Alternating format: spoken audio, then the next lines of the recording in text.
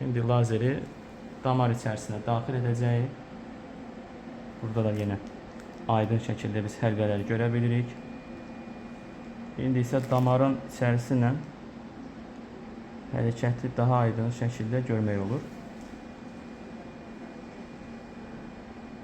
Burada artıq bundan sonra isə damar düşəcək içəriyə doğru, dərinə doğru. Da artıq biz bu qırmızı işığı bu qədər qabarıq görə bilməyəcəyik. Əməliyyat bu şəkildə lazer davam edir. Lazer kateteri qasığa qədər yeredilir. Daha sonra keydici iğnəni vurub əməliyyatı bitiririk. Əməliyyat yerli keyitmələndir. Elçin bəy, nə zəhmət olmasa lazer kateteri içəridə olur. Ayağınızı qaldırın yuxarı. Bu ayaq. Sol. Qaldırın.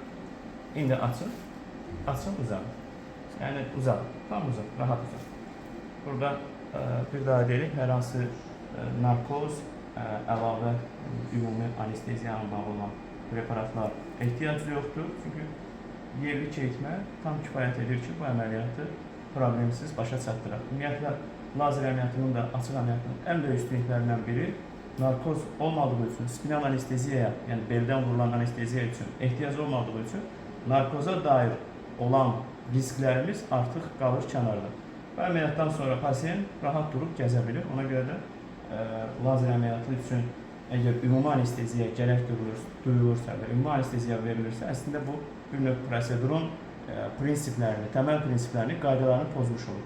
Bu baxımdan protokol olaraq, standart olaraq, dünyanın tələbi olaraq nədirsə də hər bir xəstədə o özəlliyi tətbiq etməyə çalışırıq. Əməliyyat bu şəkildə davam edir.